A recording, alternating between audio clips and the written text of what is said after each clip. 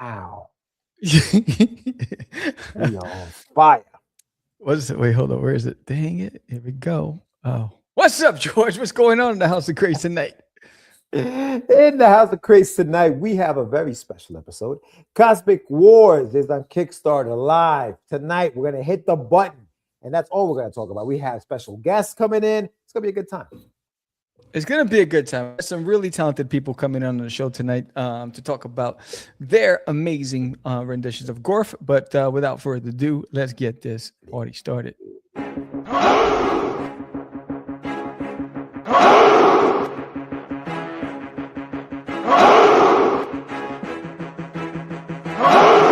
We are the only show for independents all around, giving you a platform to spread your word all over town. Catch the Craze is the place to promote to your fans with the Dreamer, Medina, and Sam the Crazy Man. Subscribe to our show and never miss an episode. It's time to get your mans, listen to us on the go. Updated every week, we never miss a day. Join the squad, come on in. It's time to catch the craze. If you are an independent, catch the craze. Making moves on your own, catch the craze. On your grind in the streets, catch the craze. Join the movement, catch the craze.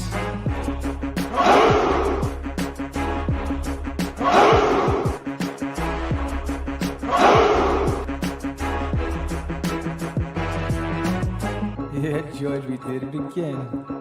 Come on now. You know you want to do it. Catch the craze.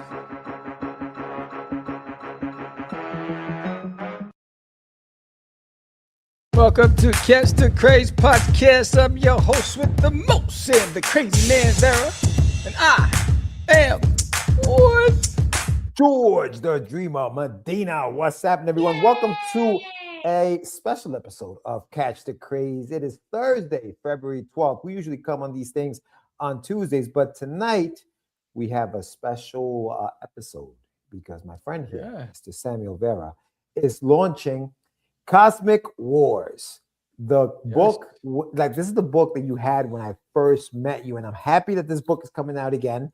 It is something you guys are going to enjoy. It is a fun book about an alien named Gorf and his adventure. And this is Cosmic Wars. So we're going to be talking about that tonight, but if you haven't done so yet, please subscribe, like, comment, share this bad boy out. And for everybody who watches us on the replay, pledge to the campaign. Don't forget, it is live, and it will be live for 31 days. Big shout out to Mr. Michael Sammartino, who's in the house. Nem is up in there. And we have special guests tonight. Lou Pons. Yeah. Mr. Marco DeFilio. So, what's up, Sam? How are you feeling, my friend? How you feeling? I feel great, man. You know, it's I'm excited to share this. You know, I'm going to show some original. What's up? First. I found some Polaroids of a clay model that I did of Gorf when he looked like Scrungy. Okay. What? All right. What? Because the Polaroids was stuff around it. You found Polaroids. I'm like, easy. That I don't like how that sounded. I like how that sounded. Orale, bato. But yeah. I'm gonna put. So I found some Polaroids. It's a pretty crazy of the original concept for Gorf from back in the days. And Cyphex in the house, my brother from another mother. Wow! Now I'm feeling special. My brother came out to party, by Game Jolt. So yeah. So I'm gonna show you this drawing, bro. I mean, this clay model that I did. Look at this. Oh, that was a side profile. That was the original concept for Gorf. He looked like Alf. I was gonna say, tell me you're a fan of Alf without telling me you're a fan of Alf. Yes, that was what Gorf looked like. That was what. These are the Polaroids, bro, that I found. I'm gonna put this thing. This is crazy. I like the fact that you had Polaroids of this guy. So you don't have no idea where he is anymore. He's somewhere. No, I think that one got destroyed over the years because I was old. I mean, I designed that back when Moses was parting the sea, bro. Damn. Wait, like a snort. Is that what that was Scrungy like at age? That was what you were about 12, looked like. 13, yes, like Spongy looked like. That was the original design for Gorf. And then I've also found some pages that I was sharing with you. Yo, it was crazy, bro. It's crazy. I gotta share that screen. Of what's up, Mariano Pepe.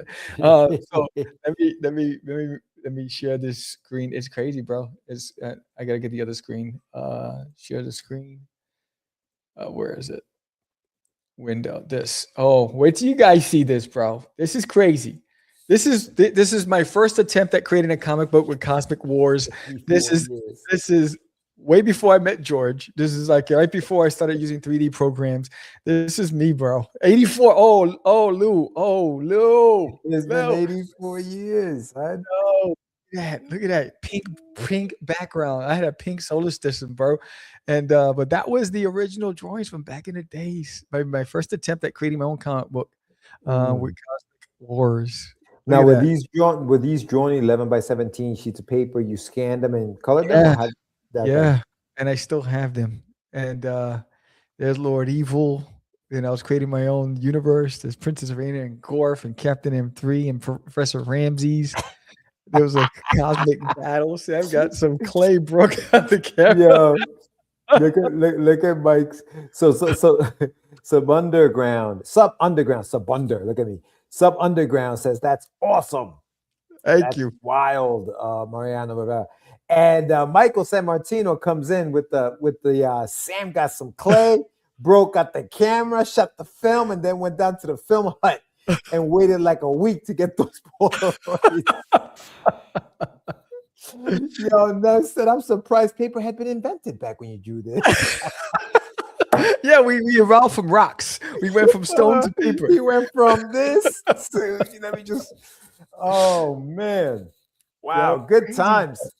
Nice little walk down memory lane. Now, was that the early version of Photoshop? That was the early version of Photoshop, where I use bevel and emboss for everything. Yo, bro, that's when you actually had a disc. Yes, right? CD. I had what is it called? Zip drives. Remember zip drives? Oh yeah, man. Oh man, right, the floppies. And the floppies, bro. That was zip drives. Yo, those things were they look like freaking Nintendo cartridges. Those fucking those things.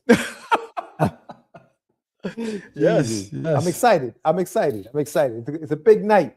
For those who are just joining us, we are about to launch the Kickstarter campaign for Cosmic Wars in just a few minutes. Sam, what is the 24-hour bundle that you're offering everybody out there? Or do you want to show us those covers first? Oh yeah, man. Why not? I mean, it's Kev, what up, Kev? Michael, clay to paper. Adelis is in the house. All right, we got a little party going tonight, man. So first of all, I just want to show you these amazing, fantastical covers before we bring in our guest to talk about their covers. Where are my images? All right, so everybody knows that I'm a big fan of Lou Pons and her art style, and she's just fantastic. And she's done some amazing renditions of Duty, and so I would just like, what, I'd love to see her rendition of Gorf. And she not only did that, but she also did an homage to Frank Frazetta. So here is Lou Pons' cover, fantastic cover. Look how amazing that is. I mean, I think he used Vidal Sassoon for his hair because it's so silky smooth. It's crazy, bro. It's flowing. It looks like cotton. It's like fluffy clouds, and it's like, man, So ladies are jealous with that hair, bro. I can't wait to talk to Lou Pons about this cover. I want to know. You and me both. Yes. So then of course, I'm also a big fan of Marco DeFilio, and ever since I met him at a comic shop when we were doing a signing, he was there for Path of the Pale Rider for Laurie Calcaterra, and so I was like, he's got amazing talent, and so I was like, yo, Marco, what's up? And so he did his amazing rendition of Gorf, and this is a cover that's also available. These are exclusive limited edition covers, only available on the Kickstarter, so you're gonna want to get these. Which are fantastic. It's beautiful. It's got that anime, Voltron, Robotech-ish kind of feel to it. It's pretty dope. So I had when one of my artists did my Wonder Duck book, he had he did a few pages and he colored them so that they look 3D. Like literally, you could put on the glasses and they would Yeah. be 3D. And I'm thinking that gun, bro, like if you had like a 3D version of that cover with the glasses and the gun coming at you, it'd be Word. insane. Word. But anyway, Yeah. awesome covers. Awesome Yeah. covers. Now, what about the other two covers, Sam? Your Hold on. covers. Go ahead, Don't open. don't shortchange us, bro. You gotta show us everything. Yeah. We want to see it all. Hold on. I gotta get this in there first, real quick. Yeah. So here are the other two covers by Samuel Vera. Sam Vera. So I didn't put them separately. I got. Nam says Marco's cover looks like a Pokemon. Looks like Me Too's cousin. Gotta catch them all, man. I'm not too familiar with the Pokemons, but Me Too sounds funny. No. Nah. You know what Me Too looks like? No. Are you acting? You're like, you don't? Why are you putting me on the spot, bro? Yeah, I said I don't know what they look like. You're like, you don't? I'm like, no, man. Jeez. My bad, son. Cover B.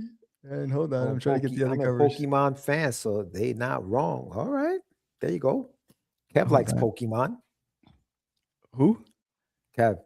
Oh, big shout out to Mr. So this Kevin is cover B, and this is basically in the premise. Gorf is in that he self-inflicted exile, and he's on this really volatile ice planet, and this is a scene where he's being confronted by the ice creatures that the Crimson they're called from the planet. This is cover B, and then cover A is right there. Bam. So there's cover A. Gorf, of course, you got to have the hero on the cover when you're doing a debut into the market. I got that from George. He's like, you got to have Gorf on the cover. And I was like, yes, George. He's looking at us with that come hither stare. Look at him. Heroic. Ooh, I love ice creatures. Yeah. And this is why this is great, right? You have 4 covers. What is that 24-hour bundle, Sam? For 24 hours. The first it's only 24 hours, guys. And I'm gonna pull it up right here.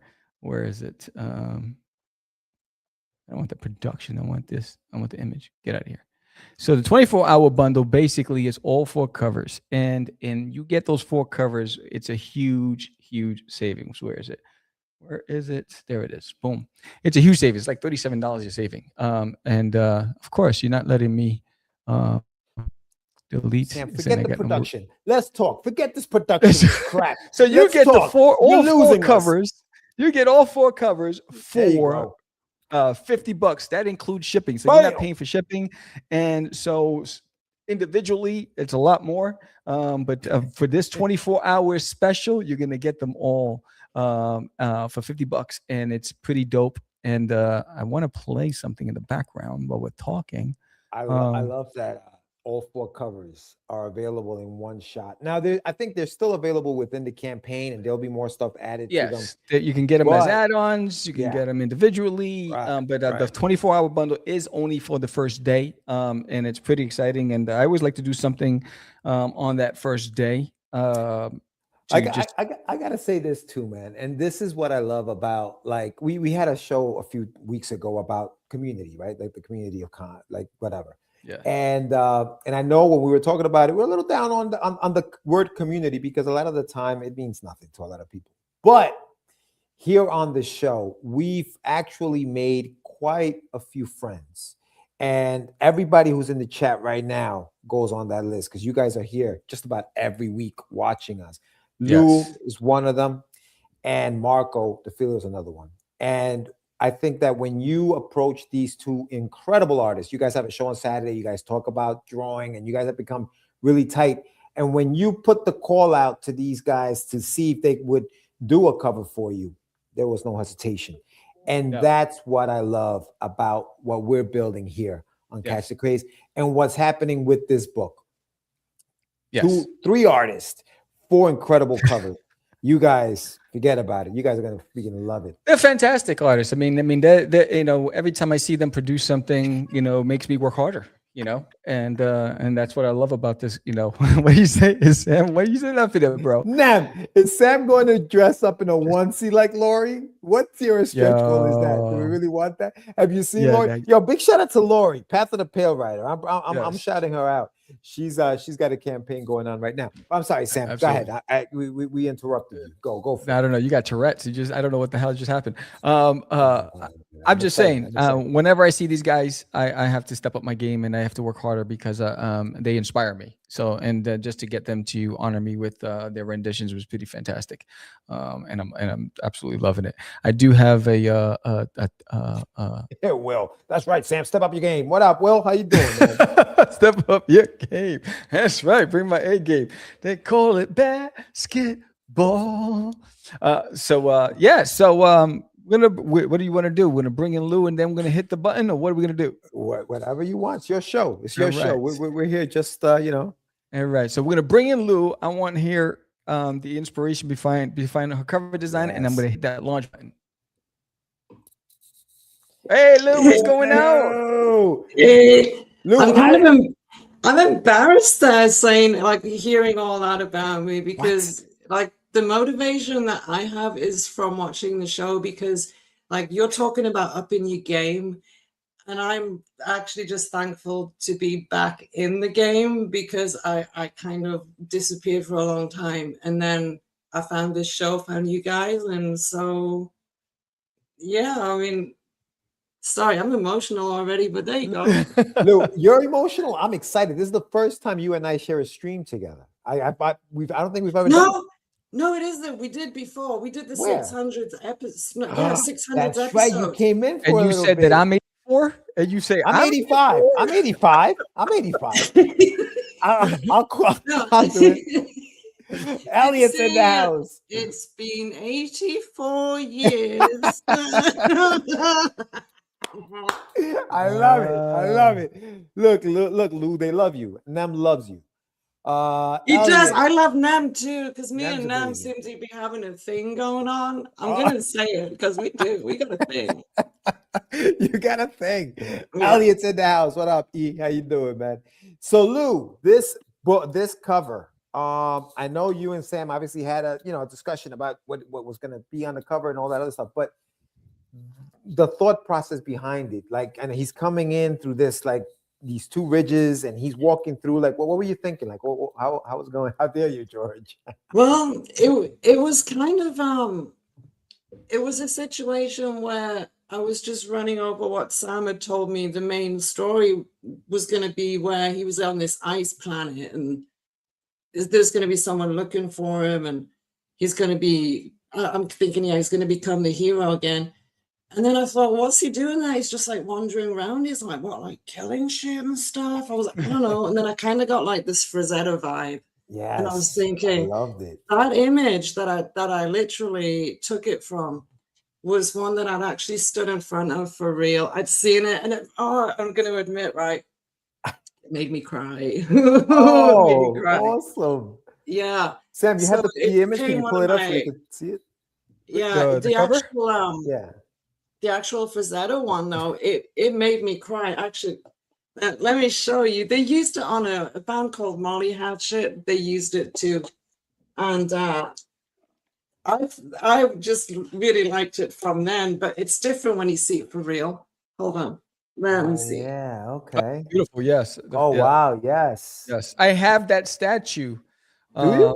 Yeah, I do. It's still packed, but I have the exact statue. Oh, nice. Yeah, Yes. that's gorgeous. So yeah, that was where it came from, because I really like that painting.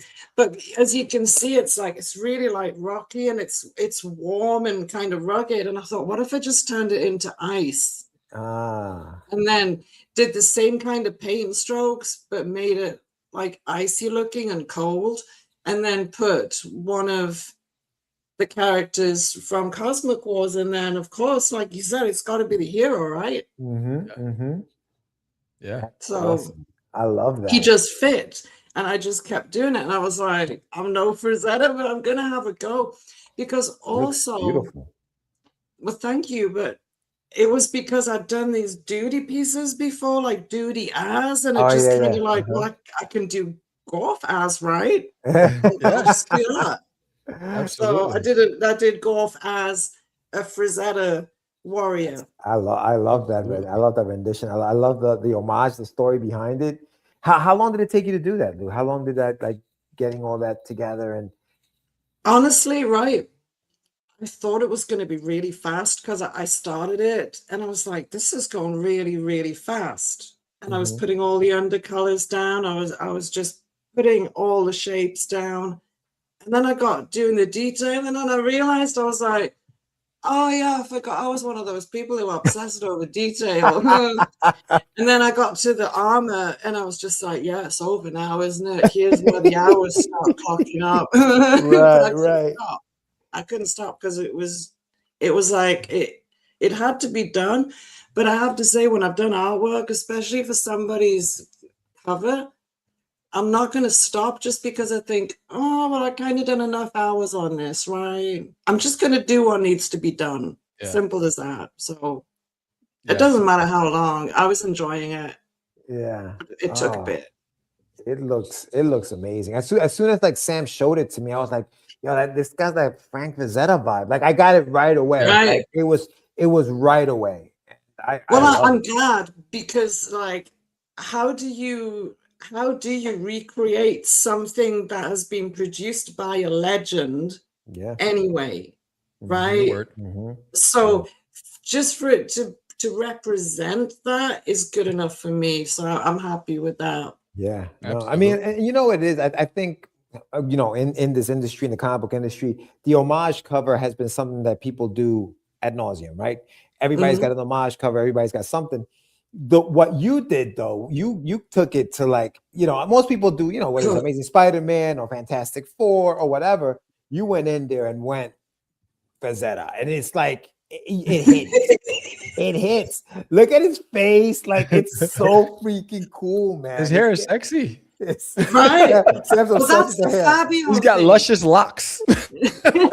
all the Fabio like swoop. I That's know. It's something like, when we were talking about when you started drawing him on the Saturday night when we were doing the drawing with friends. And we kept saying he had Fabio hair. So I was like, you got it right.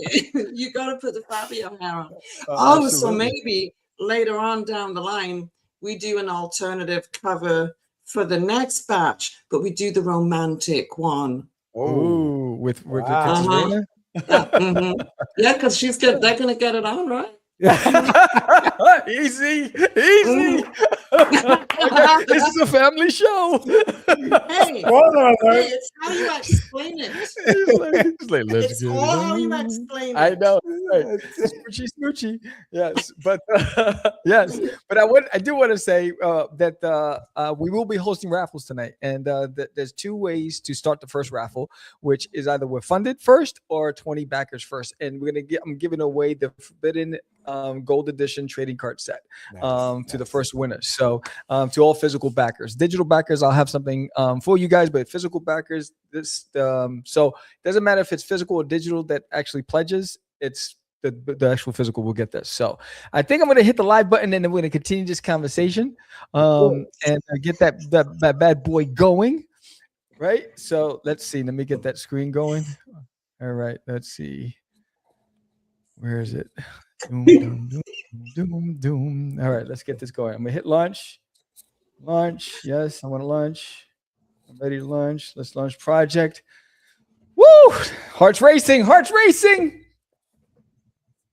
Launch project. What happened? Oh, we are live. We are live. Now, if everyone can just buy, please. Thank you very much. Who is Yes. number one? Yes. Buy one. That's all you need to do. Yes, I know, right? So I will play this the trailer that's there real quick, and hopefully you can hear it. Can you guys hear it? No? All right. I can't hear Hold it. on 1 second. Hold on. I got to do it all over again. I got to change the screen to over here. We got a pledge. Number one. Got a pledge. Oh, we got a winner. All right. So I gotta move this screen. I have a feeling I know who that is, actually. Let's see. I'm gonna move the screen over here. And let's see. I gotta move this one over there. Sorry, I'm doing some stuff. Hold on. Stop screen. Hi, Lou. We'll chat in the meantime. Yes, present you do what screen. you got. You and Lou and I will chat. Now, there are rumors. There are rumors that you modeled the hair after Nem. Is that true? Oh, if Nem said that, then that's absolutely true. I told you, me and Nem have a thing. I stand by whatever Nem says. Okay. All right, I think I got it. Let's see if we can get this going. No, it's not working. No, Bloody you didn't. hell. You didn't get it. You didn't get it. It's not working. It's Dang it. not All working. right. We always I'll probably have to these, upload it. Technical difficulties. I love I it. know. Will And- says that's all right. how families get started, Sam. And Daphne says, "Did you say romance cover?" She's in. Who There you works go, for number romance. 2? Will? There you go. She said Hey, yes. I can do romance. I might not look it right now, but I got it. I'm sure I All still right. got some romance in me. So there you go. I remember Romancing the Stone, that movie. Oh, that was good. Yes. But so I'll just go over the covers and the rewards as we're talking. But this is cover A by me, also cover B. And then we have the exclusive cover by Lou Pons. Look at that exclusive title. And then we have the exclusive cover by Marco DeFilio. Fantastic. And then we have the premise of the story, and we'll talk about that later. But all backers, first day backers, will get the 4-inch sticker, become a Guardian, Cosmic Guardian, Defenders of Freedom. So all physical backers on the first day will get that sticker for free. And any pledge of $25 and up, you'll get the free limited edition Cosmic trading card. And then 10 backers who back this campaign and back Space Monkeys, everybody in this campaign, because of those 10 backers, will get this print that I did. So it's a crossover of Gorf and Space Monkeys, which is pretty dope. And then today, the 24-hour special, all 4 covers for $50. That includes shipping. It's a huge saving, over $30 saving, which is pretty dope. And it's only for the first 24 hours. It ends tomorrow night at 7 p.m. And then here are the rewards. So we have the covers. We have all the covers available. Then we have some bundles. We got the covers with the prints. We got the 2 covers bundle. We got the 2 covers with the prints and the trading card bundle. And then we have 2 big bundles where you have the 3 covers, the Lou covers, and 3 prints in the trading card set. And then you got all 4 with the 3 prints in the trading card set. I like. And, listen, we got some action in there, Sam. Nem says he backed. He got his 3 covers for Lou Pons bundle plus prints. Great value. Oh, wow. And Will says, "How do I get my exclusive cover signed by Lou? How does he get a signature from Lou?" That's what Will wants to know. That is awesome. Oh, you get a signature? Send it to me. I'll find a way. Send it to me. I will just sign it. Yes. Nice. So there are the heroes and villains for the story, and you can learn all about each character as you scroll through it. Then we got some interior art. I have a rotating time-lapse GIF of drawing Gorf fighting Zarkinar. And then here are some samples from the book of the story. And there's Gorf, and all he wants is peace, and he knows that he's not alone, and he just wants to escape. And then there's that rivalry between Captain M3 and Gorf. He's like, "I don't need you." And he's like, "You do." So they're doing battle. He said, "Stop lying. You need me." And then here's and then here's Zarkinar plotting his next move with some pirates. And some sample pages of Gorf with flats. And Sam, let me just stop you real quick. Yeah. We are $325 away from goal, guys. So thank you very much. Thank you. Okay. backers So if in. someone's just got $300 and how many $60? I'll cover it nicely. Oh, We'll it's just climbing. find- It's climbing. Another backer just came in. We're at 275. So, Wow. so let's Sorry, let's I don't go. do math. You're up to whatever it is. We need that. Yes. And then there's Okay, Zap, Sam. that's Gorf's sidekick, and Princess Reina on the ice planet. This is them in search of Gorf. They're looking for Gorf. They need Gorf. And then we have some add-ons. So I have 7 different prints as add-ons. I got a sticker bundle. You get 4 stickers for $10, and then all the covers and the trading card sets as add-ons. And then if anybody who's never read anything I've done before and it's your first time coming on this site, I've done Designated in My Toilet, so you can get the graphic novel and issues 6 and 7 because the graphic novel has the first 5 issues, or you can get the soft cover edition of Forbidden, or the hardcover edition of Forbidden, and my short story prose arc as well. And then have some thank yous. And I want to read it out loud. I want to thank the following who influenced my story and journey. The sitcom Too Close for Comfort for introducing me to Cosmic Cow, Jim Henson's Fraggle Rock and the Dark Crystal, and Marvin the Martian and Alf. Thank you, George, for keeping Cosmic Wars top of mind and being the trigger that made me decide to reintroduce the series to you. Thank you, Lou Pons and Marco DeFilio, for your amazing renditions of Gorf. Thank you all for coming along for the ride and taking a chance on my story. My wife for being my biggest cheerleader. And thank you for my mom for believing in a young dreamer. I love you. And then friends, Lori Calcaterra's campaign, Path to the Pale Rider, which is live now. Don't forget to thank that woman off the Titanic. And Space Monkeys. Nem Space Monkeys. Go ahead and back it.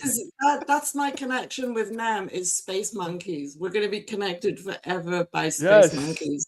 All right, and we're almost there. So we're 12 backers away from the first raffle, and we are. I forgot what my goal, 550.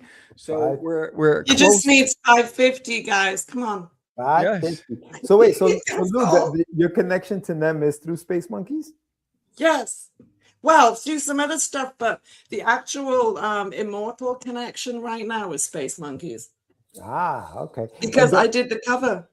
Oh, that's right. That's right. You did that cover as well. Yes. Mm-hmm. And so what is it? I know that if you pledge to both campaigns, if you guys have pledged to Space Monkeys, what are you guys doing together, Sam? I know you guys are doing a collab. You're doing something together. Yes, so I did a crossover print of Gorf and Space Monkeys that if 10 backers back this campaign and Space Monkeys, then those 10 basically are the reasons why everybody on this campaign will get the print of Space Monkeys. It's a 5x7 print of Gorf and Space Monkeys, which is down here, right there. In fact, I'll put it up on the screen. Here it is. Boom. So there it is. There's Gorf and Space Monkey. So those 10 people will be the ones who unlock it so that everybody on this campaign gets a copy of this. Digital backers will get a digital version. Physical backers will get a physical in the mail. And I see we got some chatter up there. Romance. That's awesome.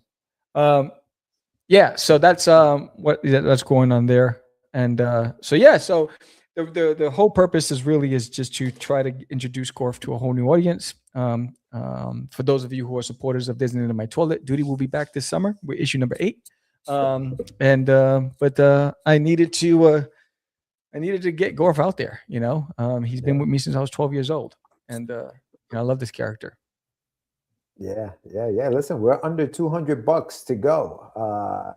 9 backers, so 11 backers are moving. First raffle.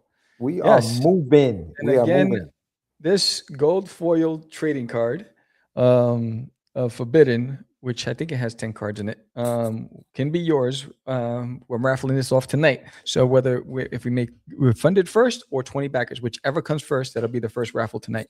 I like it. I love it. You say we're doing something a little different. Every physical backer on Space Monkeys who backs Cosmic Wars gets a print of their choice, gratis. Going to put out an update now. All right, cool, man, cool, awesome. And then we got the other fantastic artists in the background. Let's bring them in. Marco DeFilio. What's up? Marco, what's up, man? How's it going, man? That's good.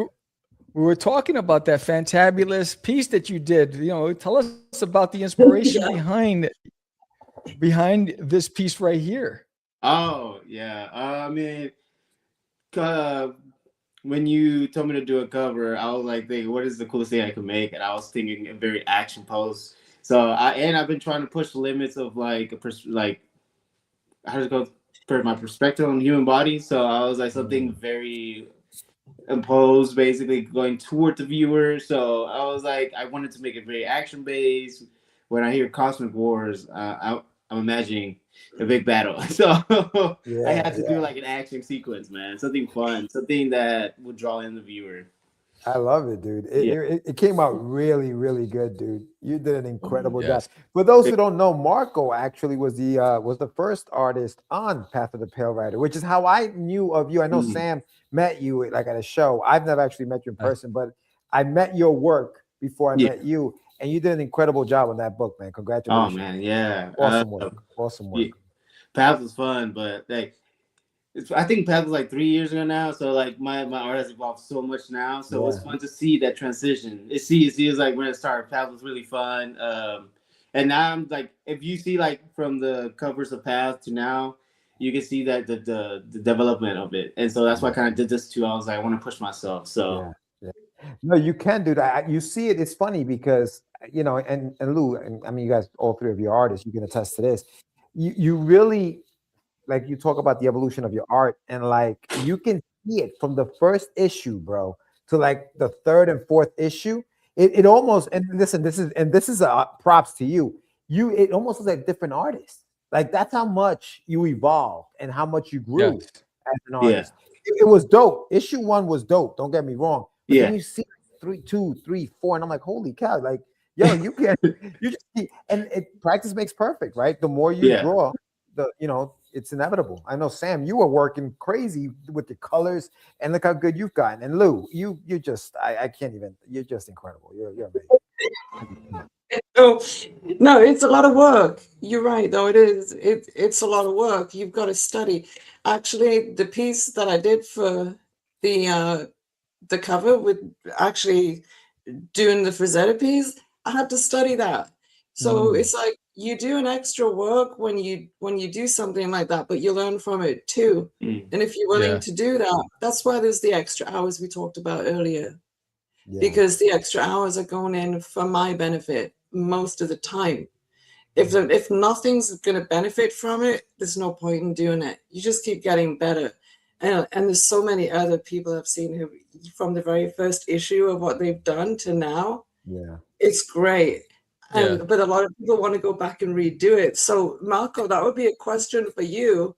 Is there anything that you have done, as soon as you've done way more comic book stuff than me? I'm just one of those pesky little cover artists that come up in that. So right. I don't do the interiors, and you do a lot of the interior stuff. So do you ever look at the older versions of you as an artist and want to redo that as you now? That's every work that I do, like everything I do. But no, actually, that's a funny thing that you asked. Someone did come up to a convention towards me. We talked about the same idea. I was I think, what was it? It was like one of these trading card shows.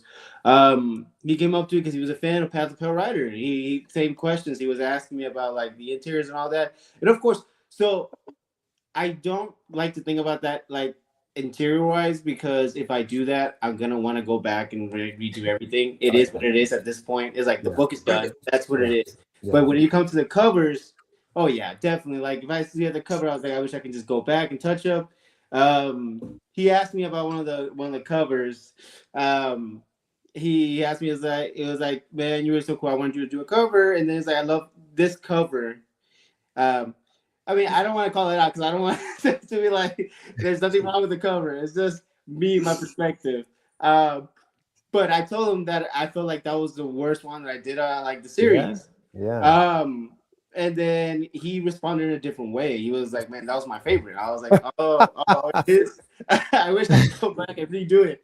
So he offered the opportunity to do it, but really, so maybe in the future I'll redo it and probably. That's cool. But no, I loved all the covers. I was just saying that one cover to me in my prison guy, it doesn't help. It's funny how that is, right? Now go ahead, Sam. Well, no, if you know anything about Marco, I've watched him destroy beautiful pieces because he wasn't satisfied with it and redo it. And I'm like, no, I said it's a travesty. I was like, yo, because his work is amazing, right? And I'm like, and I would watch him in his process. I'm like, he just got rid of another one. That's just crazy. He'll erase the whole thing. And I'm like, no, what are you doing? He goes, no, I don't like it. After he's sat there for like an hour, he's like, no, put it Oh over. I'm like, man. yeah. So wait, let me ask you guys this. Let me ask you guys this. You guys all worked on these covers. What was your favorite thing about the cover you worked on, and what was the most challenging thing about the covers you guys worked on? I'll start with you, Lou. What was your favorite, and what was your most challenging thing that you had to do when you were drawing these covers? I'd say the most challenging every time for me is deciding which version of a cover I'm going to do for my own head, because I get a lot of ideas for covers for everything, and I usually have to simmer for a couple of days until I decide what's going to actually happen with it. That's like the challenge to choose, because then I think, did I choose the right one? So I mean, you just don't know. Do I end up having to like do more versions? And I sometimes think I'm going to start doing more versions. But the best bit for me for that was once I actually settled on what I was going to do. Like it was the best process, because if you're an artist and you like Frazetta, who doesn't want to sit there staring at one of your most favorite paintings while you're doing the best job you can do for somebody who you also respect as an artist and want to make sure that they are represented the best you can? So that was my favorite bit. The reason for doing it. Yeah. It was probably my feelings.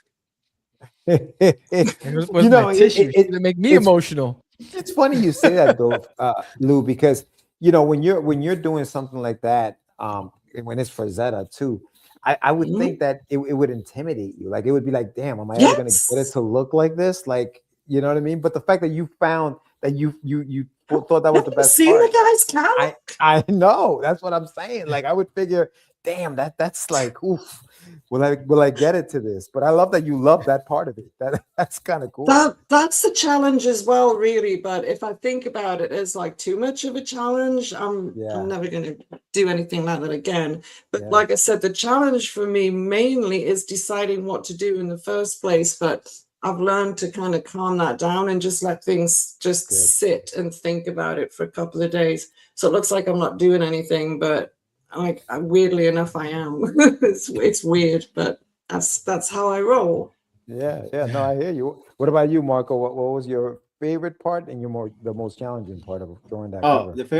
My favorite. So when I do a piece, if I struggle the most at the beginning, it's the best part, because then the rest of it becomes easy. So coming up with the sketch of like how to pose it was the hardest part. I had to doodle a couple times. I think I have like 6 or different sketches of like what the angle is, and getting it just right. So from like when I sketched it out took the longest, but when I drew it out, I knew exactly what I knew the flow. So if I see the drawing, I can see the flow, and my brain works easier. If I don't get the sketch just right, then even in the colors, I start painting in the colors, and then that's where it gets difficult. But in this piece, even though I got it right at the beginning, like with the sketches, I had to go in and paint. So I was happy that Sam didn't ask me for the line work, because I was like, I'm gonna paint. Because it was the perspective of the arm. I'm a gray, like when it comes to drawing, I'm very good at it, but I don't see like important mistakes until I color.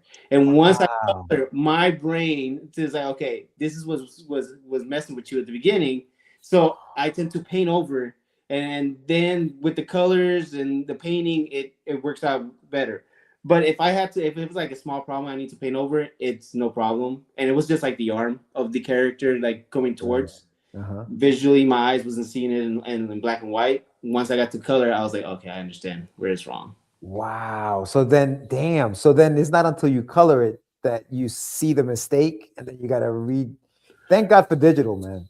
Yeah. Thank God for digital, dude. Well, I do that too when I'm doing my black and whites. It works the same way, like with the official pencil, because there's so much scribbling. My brain is connecting things that technically I did not draw, but my brain did draw. and it assumes that it's there. So when I start inking, I was like, oh shit, there's something missing. And then I see it, and then I start painting over it. And then I like thank God for my white ink, but it works the same way. Yeah, it's just like the process. That's interesting. So you guys don't have the original images. These are all digital. These are all digital files, I guess, right? The covers. Yeah, I mean, yeah, they did it all digital. I honestly, yeah, Sam, got out to me. I was like, "Hey, Marco, would you do the cover?" I was like, "Oh shit." It's because I've been so backed up. And I know Marco's been ducking me. I waited too long. So last year I was like, okay, let me work my magic. Nah, but these covers came out amazing. You guys did incredible freaking work, man. Incredible work. Yeah, but I'm gonna play the video now because I uploaded it, and then we're gonna continue the conversation. What is Cosmic Wars? Cosmic Wars is a sci-fi story that takes place in a universe where all the forces of good and evil are trying to gain possession of the Arthenian star. Who is Cosmic Gorf? Gorf is the protector of the Arthenian star. He's the guardian of the kingdom of Crystallia. And Gorf, unfortunately, blames himself for the loss of the king who fell in the great battle. So Gorf goes into a self-inflicted exile. Who is Princess Reina? Princess Reina is the heir to the throne of the kingdom of Crystallia. She assumed power when her father fell in the great battle. The problem is, most don't want to follow a woman because there's never been a female ruler. Who is Captain M3? Captain M3 is the head of the Royal Guard to protect the kingdom of Crystallia. He does not want the aid of Gorf. He wants him to stay in exile. But the princess knows that all the forces of evil are closing in, and she needs Gorf. Who is Zarkinar? Zarkinar is the powerful overlord pirate, and he is determined to get his hands on the Arthenian star, no matter the risk. Who is Lord Evil? Lord Evil is just that. He is pure evil, and he wants Crystallia destroyed, and he wants possession of the Arthenian star. So what happens in this story?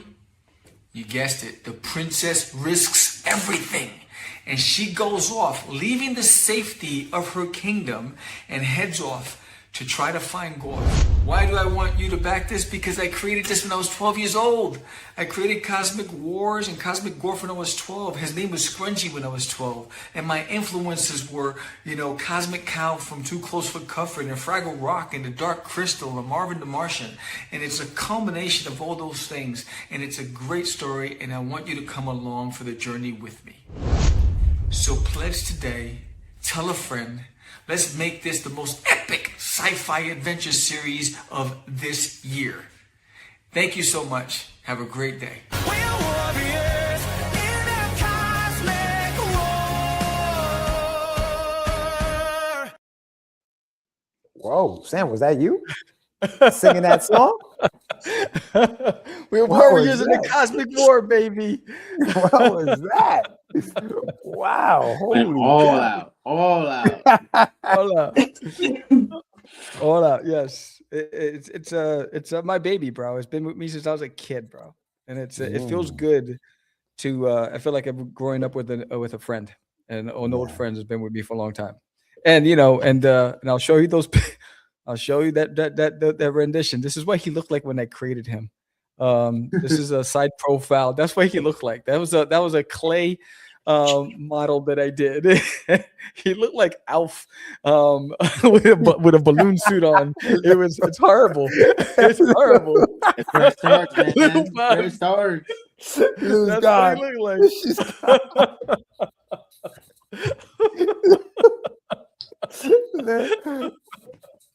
Wow, that's what I said. I have the drawings somewhere, but I can't find them. But I love it. Oh, somebody 3D print that now. Somebody make a little pop of that. Oh man! Wow. Yeah. Wow. Wait. So when did you? All right. So you created the character when you were a kid, Scrungy. The imaginary friend.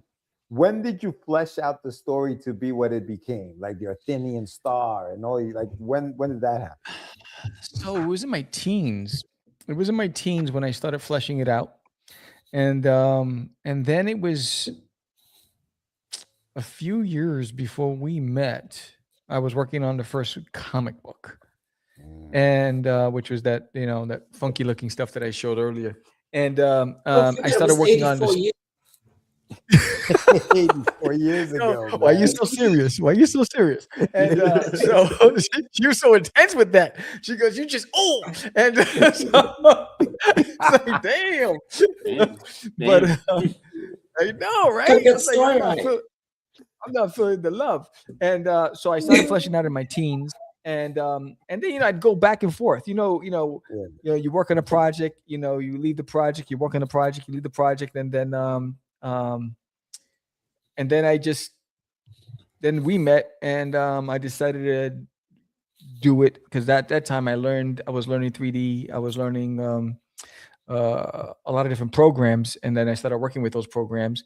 So it went from this original stuff to what it looks like today. But this was my first comic book of Gorf that was never released or published. Thank goodness.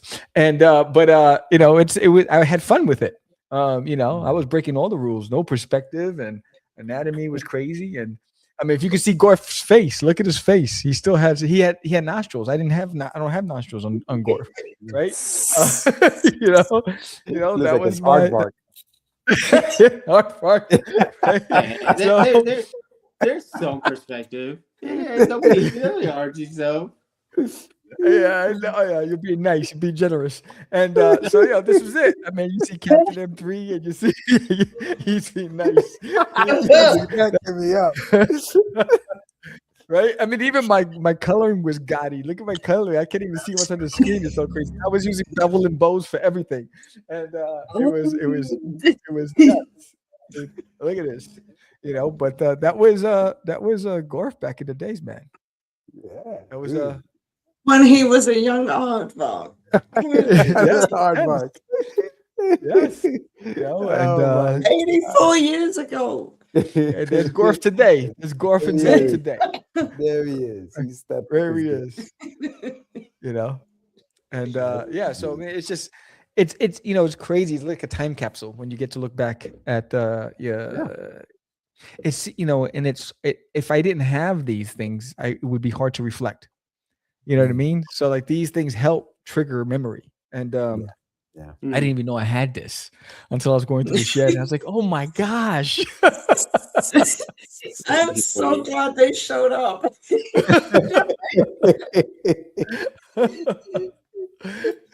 Oh my God. Are you including them in the book? Because I'd have that in the back. Yeah, that's pretty smart. Yeah.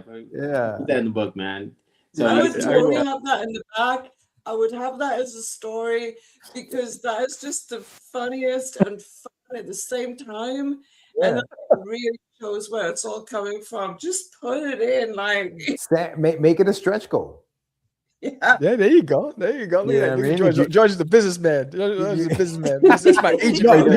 You know why? Because it's gonna cost you money to print more pages. That's why I say that. Because I haven't landed on how many. I know it's gonna be more 30 plus pages. I just don't know where to land because I'm just having fun drawing it, and I really want to tell the story in a strong way. So, but yeah, I'm definitely will add that. And I'm gonna find the original drawing because that's got to go in the book. So I'm gonna find it, and when you see it, you're gonna be like, "Oh snaps!" And oh man, guys, we are $155 away, and we are 8 backers away from the first from raffle. spinning that wheel. Yes, for a chance to win the gold foil trading card set of Forbidden with all 10 cards in this deck. It's pretty dope. Oh yeah, Pretty dope. What are you guys working on right now, Marco? You have anything coming out that we should be looking forward to, or what do you got going on?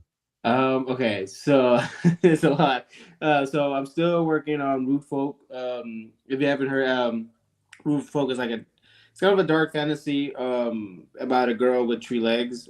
First issue is already out, written by Lucas Fossat. I think I can say his last name. I probably butchered his last name. But we're working on issue 2. finishing up the last few pages. Hoping this month I can finish the last few pages. And then I might be starting something with sci-fi. It's gonna be kind of cyberpunkish, kind of with medieval vibe to it.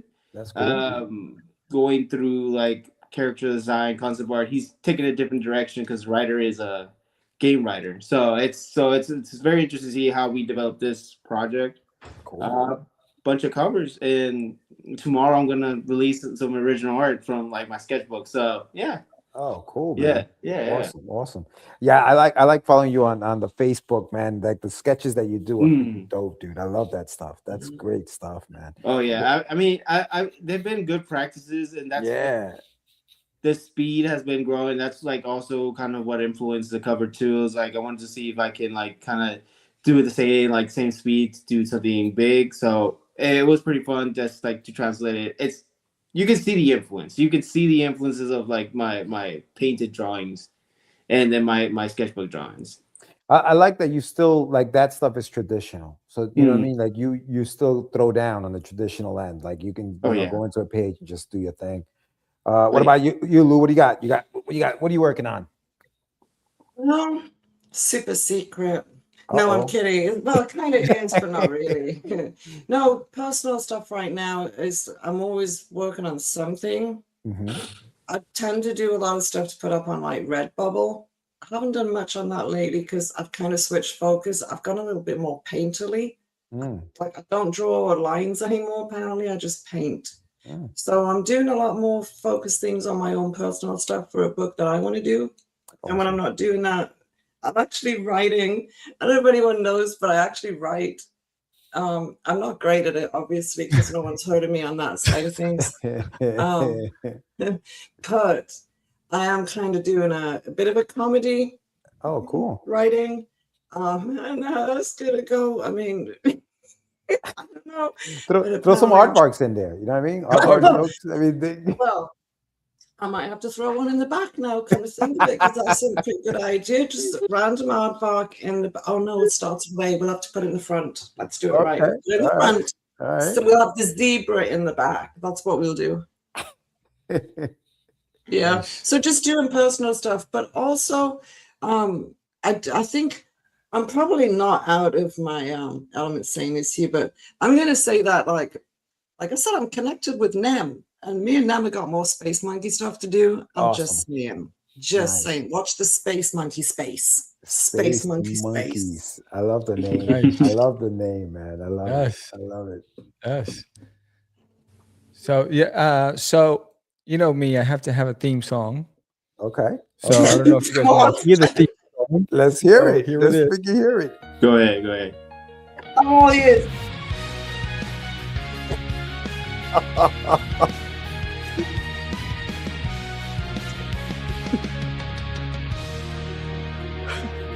In the shadows of the cosmos, a war is on the rise. A pirate with a broken heart, wearing treachery as his disguise. Sarkina betrayed his brother for power and for gold. With whispers of the Athenian star, legends left untold. The starlit skies he sails, reckless and unbound, while beneath Crystallis castle lies. It's for the incense. The protector stands tall in his fight, with armor forged in loyalty and strength that burns so bright. Like years away from peace tonight, the echoes call our names. The universe, a battlefield where hope ignites the flames. Kill. To your courage, let your heart be a guide. For we're warriors of freedom. Don't tell me, don't be money's worth. Together we will rise. As Sarkinar sets his trap with darkness in his soul. War races through the galaxies to save us from this toll. Oh, shit. Hype is here. The chaos machine unfolds, yet heroes never falter. They brave what fate beholds. for bookings. But love can heal our scars. Beneath this war-torn surface lies a wish upon these stars. With Ramsey's wisdom guiding him through every night and day. They'll shield the light. Come on, Marco, dance. Bro. I'll do a side to side. That's it, side. Together we'll reclaim our destinies and all out, twine in bro. time. You You won't forget our names. Hold fast to your courage. Let your heart be your guide. Oh my God. You got a hat on. Together we will rise. There you go. I Yes, love man, it. you know, theme songs I'm used to maybe 30 seconds a minute. This kid threw out a freaking whole album out here. What is You went all out. You went all You out. didn't, you didn't tell me I was gonna have to perform tonight. Yes. Oh, that's extra. You gotta have fun, Wow. man. You gotta have fun. Now let me ask you something. Are you cutting like a little like promo with that song? Like are Yes, you doing like a I'm little gonna, opening yeah, I'm gonna do the sequence? hook. I'm Okay. gonna get the hook. Yeah, just like how you know how I did the ending of the video with the hook. I'm gonna do some slicing and dicing and yeah. It's just cool, yeah, man. it's just been racing the clock and trying to find time to get everything done. Yeah. I was up all night finishing the Kickstarter. Wow. Holy cow. Jesus. Are you guys, do you guys have like your own creator-owned stuff that you want to do a Kickstarter for? Is that something you guys are working on? Oh man, I've been trying to write my book for a year. So, I don't know. I stop and start, but then I get too busy It's to even think. tough. But one of these days, I will be up there, and I'm also thinking of doing a Kickstarter for like the sketches that I've done in my book. It was because Okay. people do ask for it, so I'm like, you know, Right. yeah, it would be fun to kind of do, but nothing right now. Gotcha. What about you, Lou? Anything you want to? I mean, I know you're working on a book. Are you thinking of crowdfunding that or? Probably. I mean, that would be the way that I would like to do it, but I'm only going to do crowdfunding on that when it's actually ready to go. Once I feel like I've got all the images together that I'd like to release in it, then I'll do it. I'm not Yeah. going to do anything until that's done. So, like right now, I'm just available to just work with other people, collaborate on their stuff, which There you I go. absolutely love doing. I'm pretty good at work with, actually, honestly. Like, I'm not too shabby. Come and hang out. See what you want me to do. You And know show you dance want for me your to do something. project. You know Yeah, you want me to do exactly. Yes. The dance for the project. Yes. Marco grew a mustache for the project. Oh. he's got the Marlboro Man mustache going on.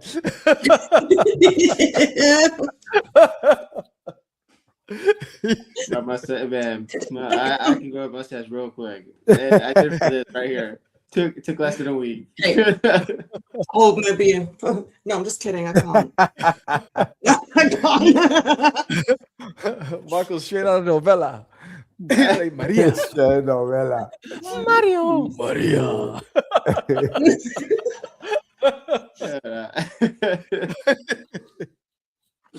That's awesome. So what conventions you got? Hey, Mark, are you doing any conventions? So I'm trying to see. I don't like right now. I'm going to my one I do every year, which is a solid. It's gonna be at Kansas City Planet Comic Con, which is really cool. Actually, this year I'm excited because one of my artists that inspires me and kind of people kind of relate my work to him a little bit. Like I'm still very amateur compared to him, but Dan Mora is gonna be up there. He does like a lot of the DC. He's the official DC now person. I'm trying to see the Dallas Comic Book Fest. I saw that was in April. I'm always late. I'm gonna send him. I'm gonna be like, hey, can I get in? Doing. Hey. I applied for a couple. I see. I haven't heard, but the only one confirmed right now is Planet. To be honest with you, right now. Yeah. So we'll see. Yeah, Fan Expo, they moved it because of the what is it, FIFA, the World Cup. Oh yeah. That's why it's in the summer, so they moved it earlier. Wait, actually, did I apply Because it already? used I to think be I in applied June. already. I think I It used applied to be in already. the I think I summer. applied for the wait list because I don't think they opened it up yet, or I don't know. Wow. Yeah, I don't know. Well, people keep asking me to come to the Dallas Finals. I was like, hey, I've been trying. I don't know what I've done to be blacklisted, but I've been trying. I did it twice, I think.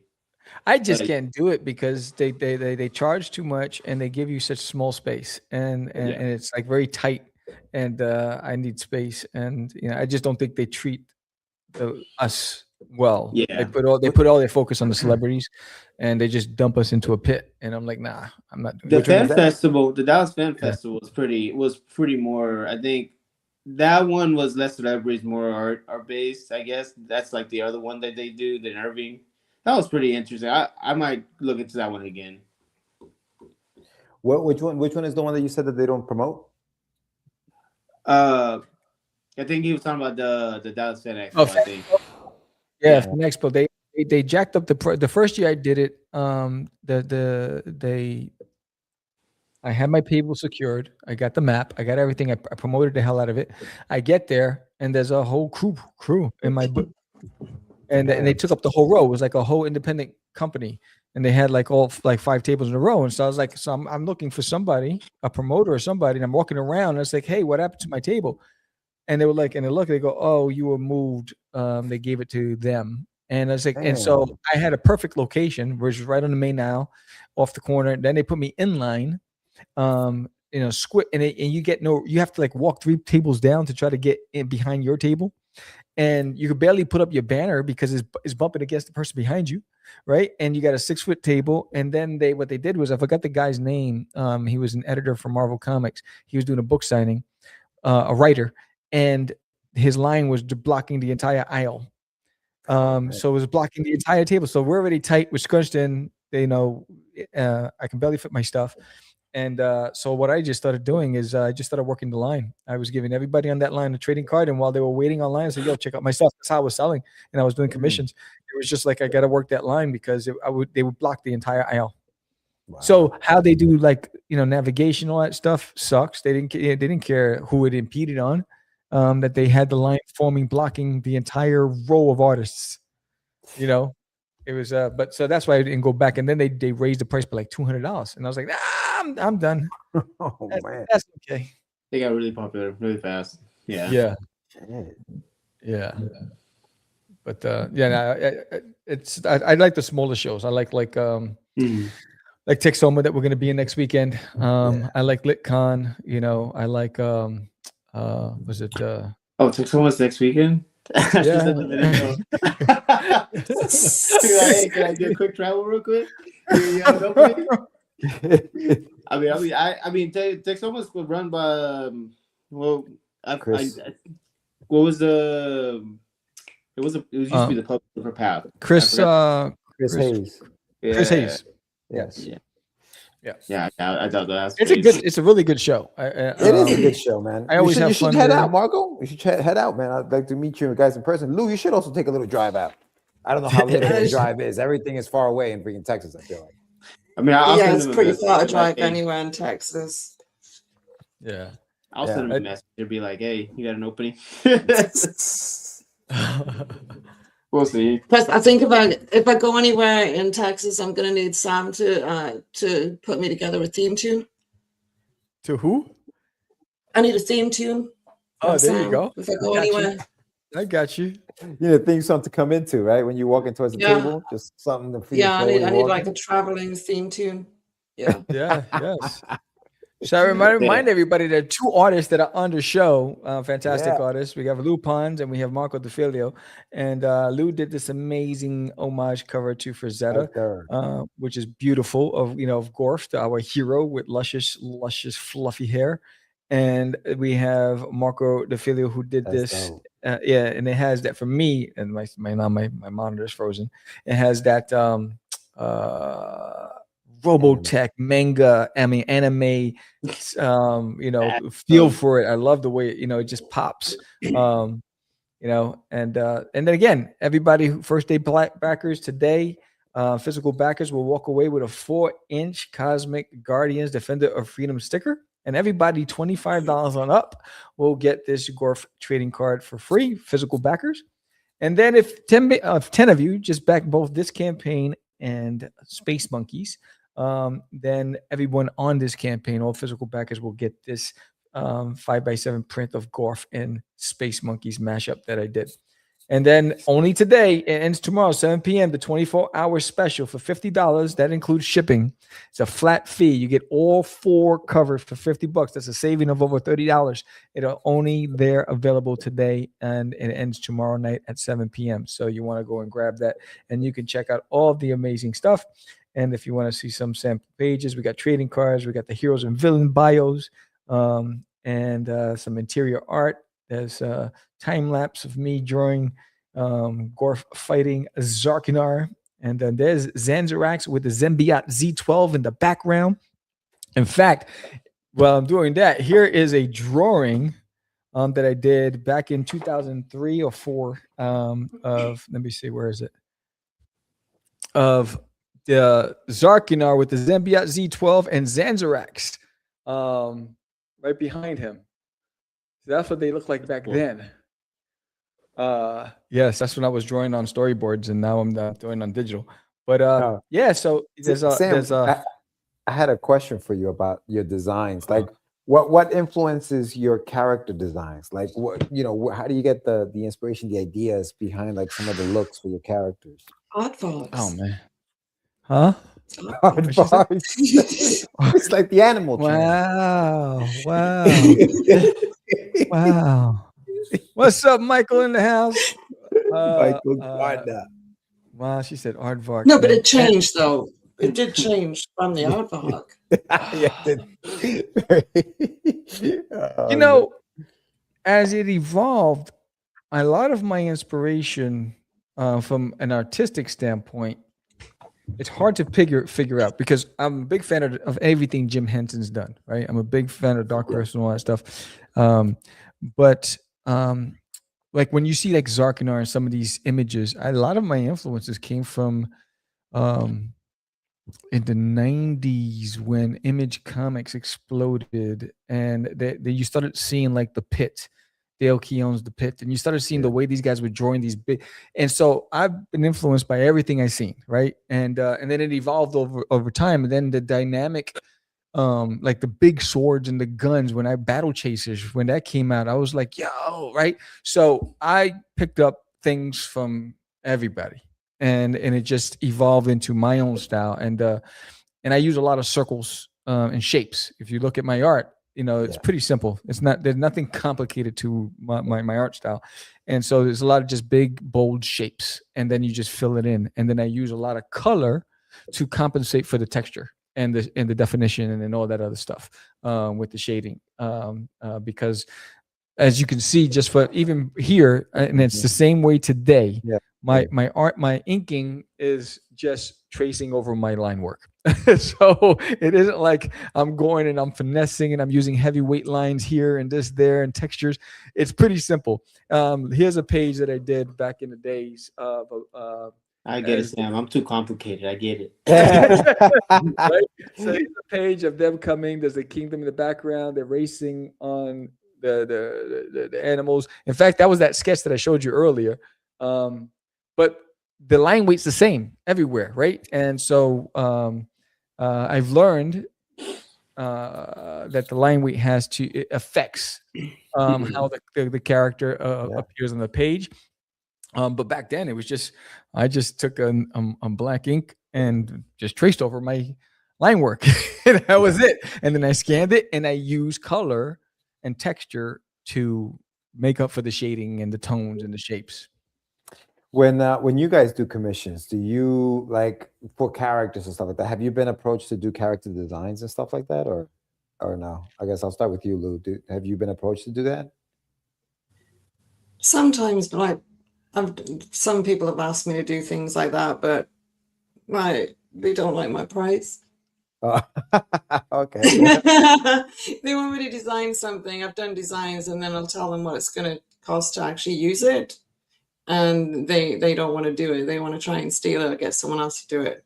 So a lot of the time I don't do that unless I get the payments up front. If they want me to design something, then I have no problem doing that. But a lot of the time, I've experienced people just want to see the thing and then they don't feel like they should pay for it because they kind of gave you the idea that they wanted a particular character and feel like they designed it sometimes. Yeah. So I prefer not to work with people like that. I just prefer to work with people who are straightforward, upfront with it, people who I trust. That's just kind of how I roll in that. Yeah. What about you, Marco? Have you been approached to do stuff? Yeah, a couple of times. Lou, don't change it. That's how you're supposed to be. They're supposed to. I mean, I always just like at least give me half at the begining, so I can at least all the work that I do, even if you don't like it at the end. But I mean, I did it for Path, the writer. Jude. I did it for Path and the Bear, and then the book I'm working on with the girl with the tree legs. He gave me a doodle. I was like, all right, let me work my magic. Something else, and then the book I'm working on, and I've always accepted character designs because it's just like it helps me. It helps if you're gonna do comics, basically it helps you to understand the character. So I always try to do the character at the beginning so I can understand how to draw it, instead of like me being in the middle of a page and being like, how does he look behind? I have to invent this whole way of doing it. I learned that on Path Writer to do, like, basically, because I did just do like one side of Jude, and then in the middle of a page I'll be like, how do I draw this side? How does he look on this side? So I've learned to do it more and more often, and I do get approached by it, and it's fun. Yeah, it's pretty fun to do, because sometimes I can go really wild, and I'll give the wild option, and I'll give like the control version. Sometimes they go to the wild sides and the ideas. Yeah, that's funny. Sometimes I'm like, do you go wild and then you realize, damn, I got to draw this thing like on 5 panels in a page, and like, it's got to take a while. Yeah, I think that's been my signature so far. I do these intricate things, and then I show it to them, and then they're like, okay, let's do this, and I'm like in my mind, yeah, let me show you how I do it in the comic, and I do a simple version. Because you have to, and the reality of it is like in a comic is a time based. Even if it's like a project between friends, it's pages that are very time based, because you want to get paid. You can't take forever. You don't want it to take forever, so you have to do something different. Yeah, no, deadlines are important when you get paid for these things. That's 100% sure. Yeah, Sammy, you went full digital on this now, right? You don't do any of this stuff traditional for Cosmic. No, I thumbnail. I have it's in my office at work, but I have a book in my book bag where I just when I'm thinking about a scene, I just do rough sketches, and then as she says, it stays in my mind, so I don't forget it, and I'll put little notes, and then I'll come back and I'll just start fleshing it out, like some of the pages, if you were there back in 2005, 2003, when I originally produced Cosmic Wars, we're gonna recognize a lot of the scenes, some of the scenes, but then a lot of them were redone, like this scene here that I did back in the days. I redrew the whole thing for the book. So this was from back in the days. Right, and so I redid the whole thing, and that scene that I have on the page with Princess Reina and Zap, that was in the book, but I redid it with Zap, and design a character, and then like, damn, now I have to try and do this again. What was I thinking? Yeah, so there's some pages that are like, this whole page is redone, because when you look at this, the perspective is off. Let me see, go back to the scene. So here is a battle scene that I did, and back in the days. So I'm redoing the battle scene from a different point of view and different perspective and camera angle and all that stuff today. So just getting on to me about redoing things. Look at you. Look at you. Yeah, but this is from generations ago, bro. You do it within 5 minutes. Nothing is precious, man. Nothing is precious. That is funny, man. Everything is precious.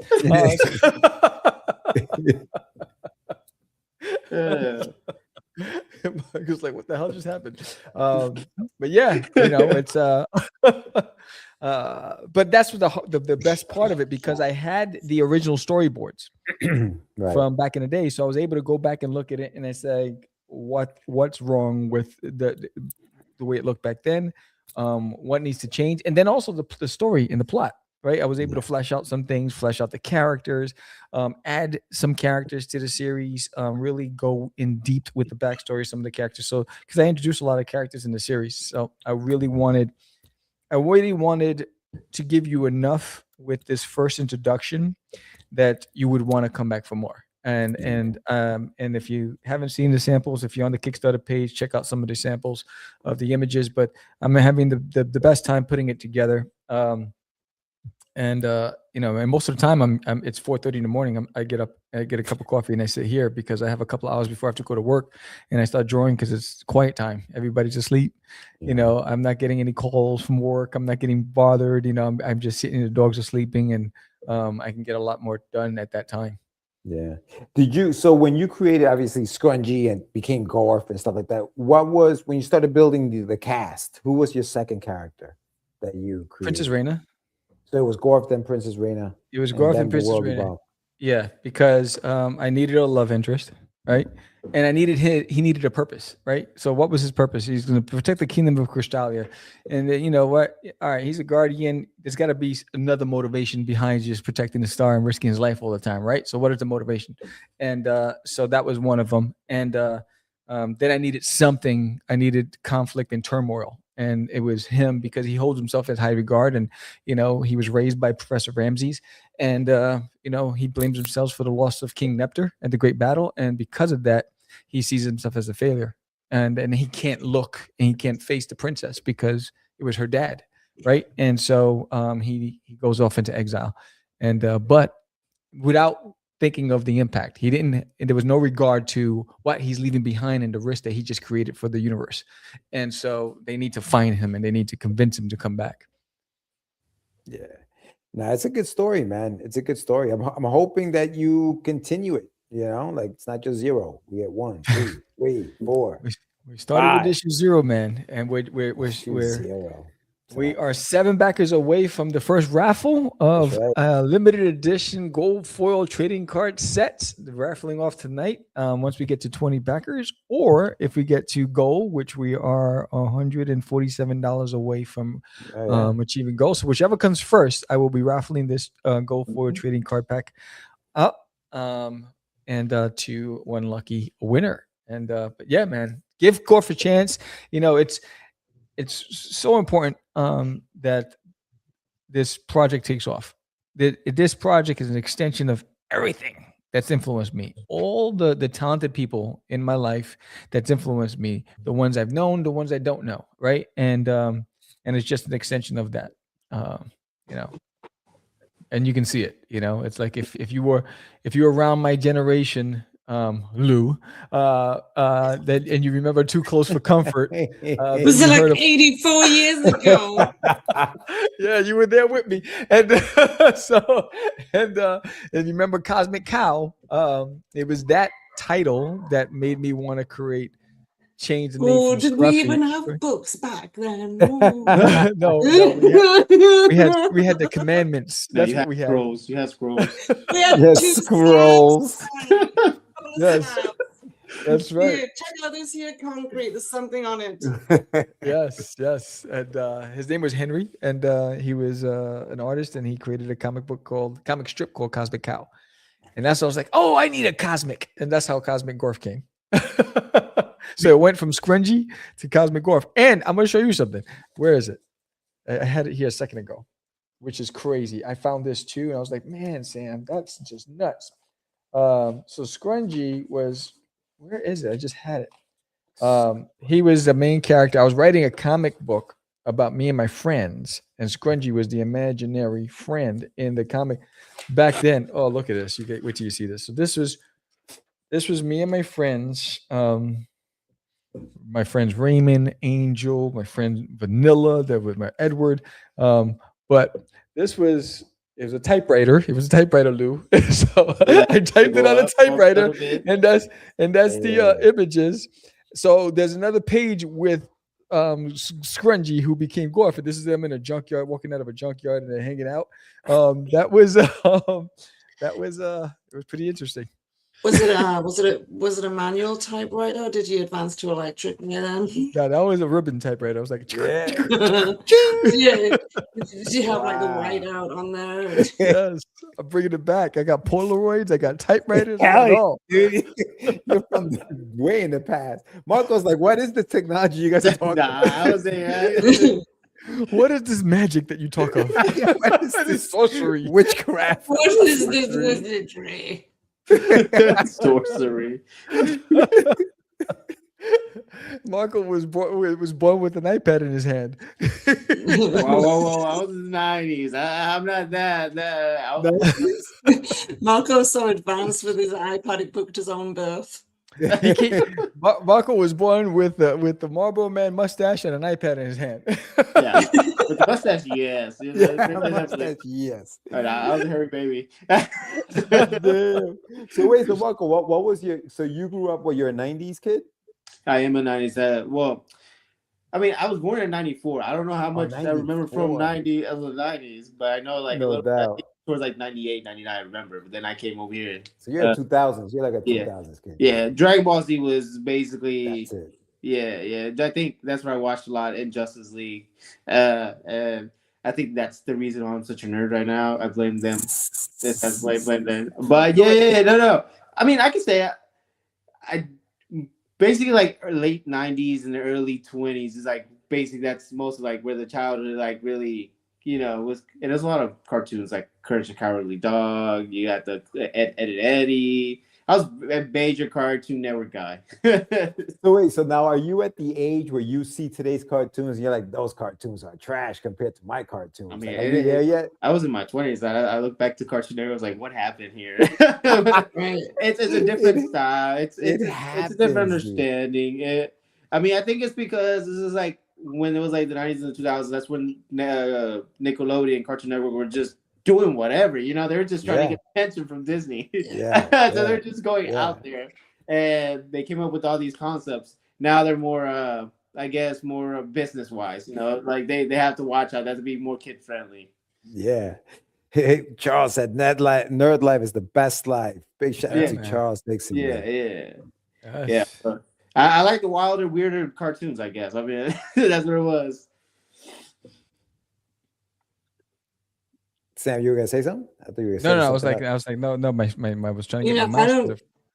I don't think we're going to be satisfied with the cartoons when we've actually hit the age where we're considered to have outgrown cartoons, which like we really don't. It's an assumption that we're supposed to.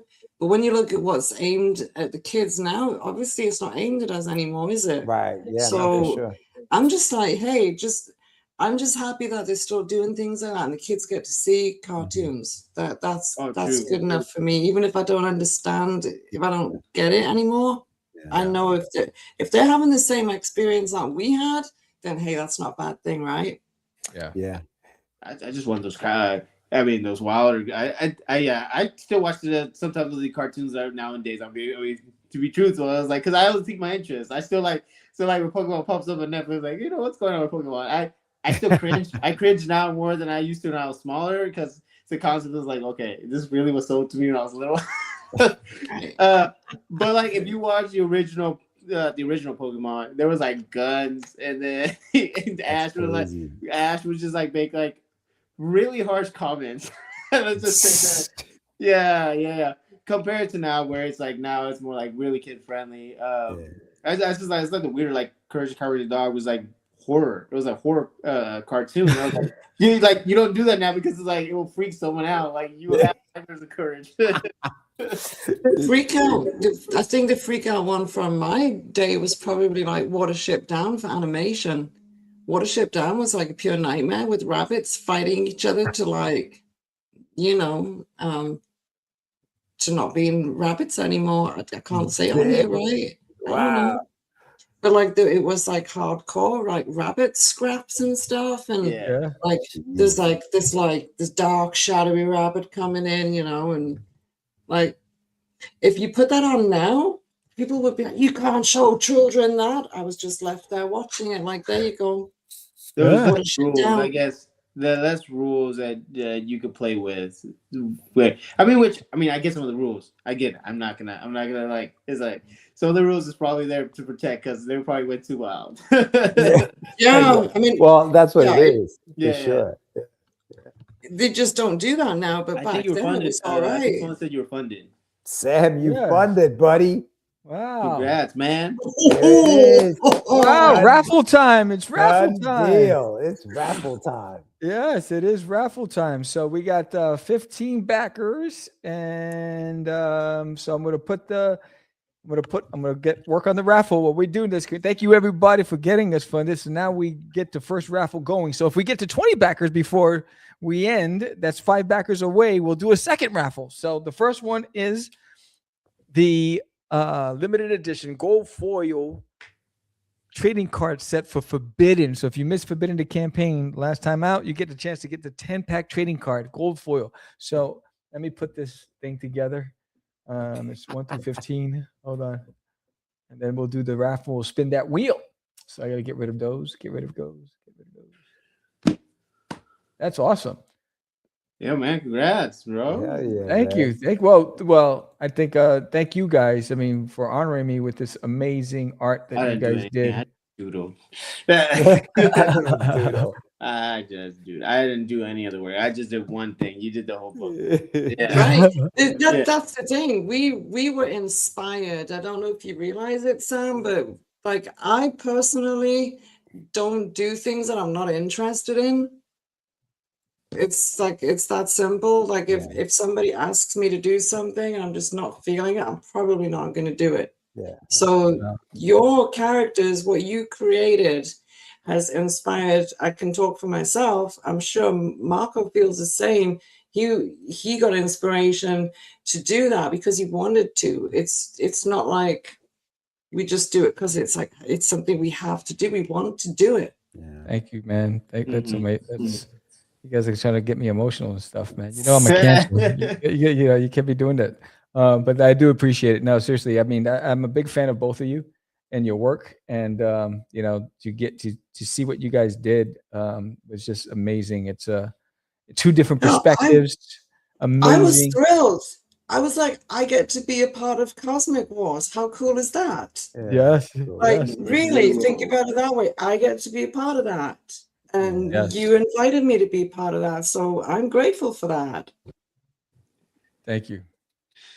Well, on that high note, I'm gonna go eat because I got back from the gym and I hopped on here. You know, I had to get on. So I'm gonna eat, man. Congrats on the funded. I wanted to be here until you got funded. So yeah, man.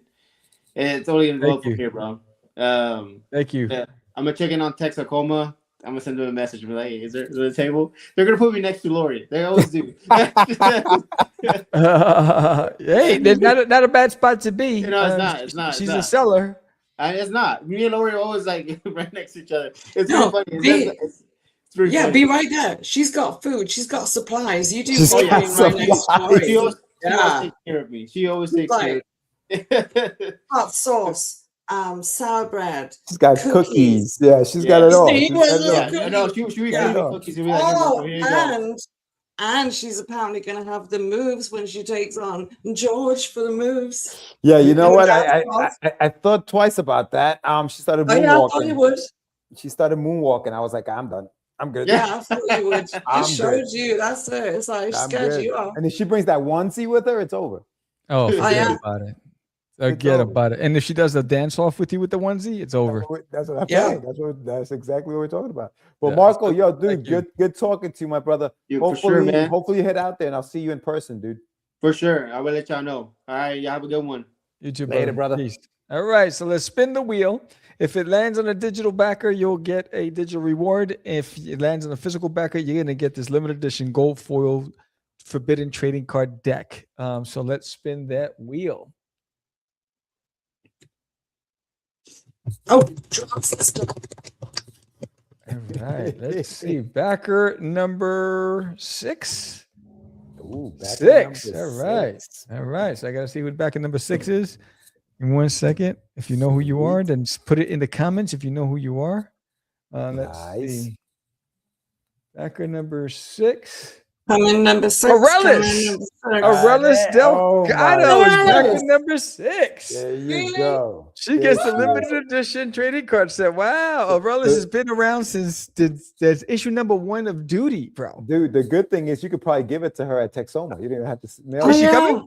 I don't know if she is. There she is. Anais, are you going to Texoma? Are you going Will to you be Texoma? there? Let's see. Because if she's going, you just hand it right to her. She That's doesn't have to wait. awesome. That's amazing, man. That's amazing. Lou, are you going to Texoma? I don't think so. No? I don't think so. I think it's too much short notice. Okay, well, I'll have to otherwise I would if I had better planning. I don't have very good planning when it comes to leaving the house. I need a theme tune, like I said. Otherwise, I don't. That's right. You need a theme. That's right. I do. That's right, Sam. Get working on that. Well, one day when I'm out there, when you're going to another convention, we'll have to. Meet I will. I'm getting better at getting out of the house. Honestly, like all jokes aside, like I have a serious thing where I don't often leave the house. It's like I'm quite okay with that, but I just need a little bit more notice. So it's not that it's anybody like I don't want to see them. If you ever want to chat with me, reach out online. I'll do this as often as you like. I just have a little bit of an issue getting out right now. I hear you. How's your vision? Is it good now? Is it better? Where are we at with that? I still got 2 eyes. There you go. I can see straight ahead. I can't actually, like, probably good job you asked. I can't see the comments. I can't read them. I don't have my glasses on. And even if I did, I wouldn't be able to see them anyway because I'm too far away. So sorry if anyone said anything in the comments and I didn't see it. I can't actually read it. I need it shouted out. Well, Nem said, congrats on funding. You guys rock. Going to eat some dinner and then hit the hay. I'm old now. Winner chicken dinner. LOL. Later. That's right. Well, good for Nem because Nem got this. He got his Space Monkeys funded. Yeah, it's nice to be included in the both of those. Actually, I wanted to do some more stuff, but I couldn't. I had way too much going on at this last month. But I'm free now if anyone wants me to do anything. There you go, Lou. You guys should do the Lou bundle over there with the Space Monkeys and the Cosmic Wars. I love that it's all space themed. I freaking love it. Yeah, no, I do too. It's I mean, when I saw Space Monkeys, I was like, I got it. So here it was. So I posted on social media. I said, hey, who's launching in February? Who wants to do a cross promotion, right? And then was one of the first ones to respond. And so then when I saw the Space Monkeys, I was like, yo. He got me motivated, right? I said, I'm going to do a crossover of Gorf, and I'm going to do it as a print, as an incentive to support his campaign and get people excited about these sci-fi. I love sci-fi and I love the style.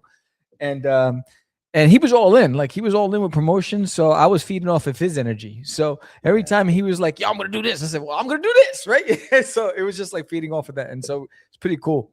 Awesome. That is awesome. $592, everyone. 15 backers. It's 30 days of this bad boy. So, Sam, it's going to be 30 days of just you refreshing. Right. That's just what happens when you run a campaign. Are we off again? We're off again. In the shadows of the cosmos, a war is on the rise. A pirate with a broken heart, with treachery as his disguise. Our king now betrayed his brother for God. With the whispers of the ark, we're off again. Legends left untold. Oh my God. Through the starlit skies, he sails reckless and unbound. While beneath Crystalia's castle lies treasure to be found. But Gorf, the protector, stands tall in his fight. Man. With armor and strength that burns so bright. Light years away from peace tonight. I love it.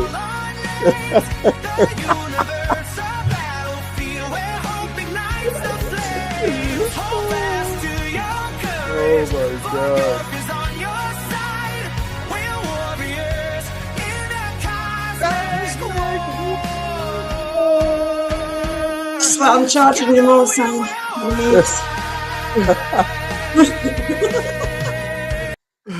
Yeah, man. Oh man. Hey, man, don't you see yourself waking up on a Saturday morning cartoons and listening to that theme song, opening it up? No. Oh, it woke me up. Did you write that, Sam? Yes, I wrote it. I didn't sing it. Oh. So no, I did write it. So I write all my, I've been writing songs since I was a kid. So I wrote the words and then I uploaded it and I paid it to have it produced on a platform that's an AI generated platform to produce the song. So I selected that the theme. I wanted rock. I want like a rock theme and whatever. And so that's what it was. Yeah. Just in case anyone's wondering, my moves weren't AI generated, right? I mean, that spin was all you? That was all me. Every bit. Amazing. Every degree of that turn. Every degree. Every single degree, that was me. That was not generated by AI. Just in case Amazing. anyone was confused. Amazing. That was something special. And they were my legs as well, if you saw those. Yes, yes. The highlight of the night was your reaction when you saw Scrungy, when you saw the picture of Scrungy and you saw the aardvark nose. Your reaction to that was, it made my night. Like, you couldn't stop laughing. She couldn't stop. No, it was awesome. It was You awesome. lost it. You lost it. Yeah, it was crazy when I found it. When It I looked found like it- it being goosed. It was like, what's behind them? What's that bad? even his mouth was crooked. Oh It man. was special. It was Polaroids. I don't know if anybody else No, but you know what, dude? Like that, and that's what we did as kids, right? Like we hands-on stuff. Like we got out there. If you created something, you started just doing it with your hands. Like, I mean, Yes, it's a right. different world. It's a different world. But that's what it was. I remember sitting in Starbucks and you were molding a clay version of Rust 5377. Yeah. Yes. That's what it Yes. was, man. Yeah. That's what we did. It was Yes. good times. It was good times, man. Good freaking times. He's The good old days. cheating. He's working smarter these days. He's just using like charger plugs. Yeah, that's what I'm doing. Speaking of which, here he is right here. The shameless plug is what we're talking about. Hey! There he is. It is. Yes. It was so much fun to do that. And Lou, you did an incredible piece for me. I got as him well. out. He's Oh, actually. Oh, yeah, nice. you can see. There Hold on. it is. Oh, Let me see if I can. I don't know. Yes, there he is. He's rocking. I see Oh, it. He's that's pointing. awesome. I'm getting Hold on. dizzy. Oh, I love it. I love that you have. Oh, look at it. Is that Duty right there? That's duty, yes. That's Oh, awesome. that looks so freaking. Yeah, I love it. I love it. Yeah, I just the ones that I've done recently. I rotate them up there. for the Ah, wall. that is so freaking cool. So when I Yeah. come into my studio, they're the ones that I see. That's awesome. Yeah, Yes. no, that looked. I love that. I love that piece. He's just rocking. He's got the rocker look. It's freaking amazing. Good stuff. Yeah, I was animating that actually. Oh, really? started doing animation because that just looked like it was fun. So I started doing some animation, and then I did like a slide in with him in that pose. He kind of like slid in. I think we were messing around with that on the drawing with friends because I decided halfway through, I was like, hey, let's have an animation break. And I just stopped playing crap. So I'm like a That's squirrel. awesome. I'm like, I'm done with this right now. Let's do something else. So That's amazing. That's amazing. Nah, you did an incredible job with all your work. I mean, every time Sam and I will look at one of your pieces and we're like, this is incredible, dude. oh, thank This is you. insane. It's insane. And Sam, you're up to about 6 something right now. I just looked 627, dude. Yeah, man, it's awesome. I mean, thank you so much. And it's one of the things that we talked about. Is like, it's so important that the first day that it's funded, because the Kickstarter gives you visibility, because and the algorithm work in your favor. But it's more also important that people want to read what I created. And I was talking about the other day. I get a lot of, more so with this series, I've gotten so much feedback on social media from the postings that I'm doing and the drawings that I'm doing, and it's so inspiring because it motivates me. It gets me excited to keep drawing. It gets me excited to top the next page. Like that scene that's on the page of right here on the Kickstarter of Princess Reina and Zap. Right? It's that's a lot of layers. Right? It's a lot of different textures and layers. I'm gonna put it on the screen. Where is it? Present, stop screen, present, share screen. I wish I could just present all screens. There it is. Share. So this right here of Zap and Princess Reina with a crimson behind them. You'll see the sketches above and the flats above, right? So in the original book, it's Princess Reina, and she has one of the soldiers. I decided to say no, because in the original book it was her and Captain M3, and I wanted really to increase the tension, so I decided it'd be Zap, because Zap aspires to be like Gorf, and True Torch just vanished, and Zap he's he wants to be Gorf, and Gorf is his hero, and so I wanted to add that element to the book, but I remember a conversation you and I had, George, about the cover, and I didn't want to color the lines to be ice on the right, and so then I was like, all right, because I got lazy, right, and I was like, oh, that's just a lot of work. This one right here, so it's black lines. I could have done it blue lines and all that stuff, and I could have, and then so I said, you know what? Let me not take shortcuts on the interior. Right, and let me enhance some of it. So I really wanted to capture a mood for some of the interior pages, and really like I want every page turn to be like, oh, this is awesome. That's what So like he said, Dragon Ball Z. That's how I felt when I used to watch Dragon Ball Z as a kid, man. I used to be like, oh, this is dope, right? And every scene and all this stuff, whatever. So I want that feeling with Cosmic, but I also want the story to lure you in and want you to root for somebody. I want you to get angry with somebody. I want to really connect with you emotionally, and hopefully you resonate with with some of the characters. And that's did you see that that I think it's going around on social media, where Todd McFarlane has said that he can Yes. sell any book drawn by Without the writing? Michelangelo, written by my dog. Like, do you guys agree with that, or what do you think about that? No, that's the entry. You can sell. All right, look. Back in the image world, if that was hot, I got it. I wasn't caring about the story. I was looking at the art. So yes, but for me to keep coming back, the story has to resonate with me. So you need, the story is just as important. But for an artist who's inspired by artists, the initial entry for me was always been the cover and the interior art. The story was like the meal, right? So you look at the table setting, that was the book, the cover, right, in the interior. But then the story was the meat and potatoes, and the story kept me coming. Like, that's the reason why I fell in love with. I fell in love with Spawn. I was a big Spawn fan because I fell in love with the character and the premise of Spawn, and I collected it straight through 150 issues, and then I stopped collecting. But I was a diehard, and then Sam and Twitch. When he started doing Sam and Twitch, it was the characters. It was the story about those two characters, the detectives, that lured me in.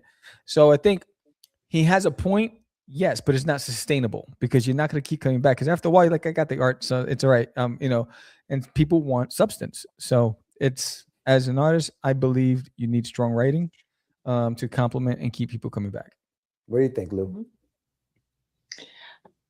For me, honestly, I can just really talk about my experience of how I feel about what I see, what's offered, like to people to buy. Most of the time, if I don't get kind of captivated by maybe the front cover to begin with, or the artwork itself, I have a difficult time being interested in the actual story. Mm. I would be most likely have something recommended to me if the art wasn't up to what I would be wanting to see.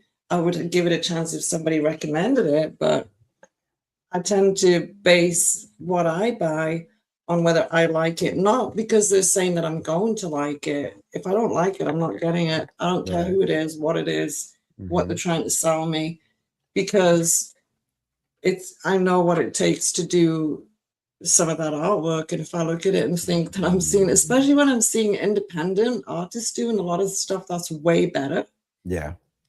I'm not going to buy it.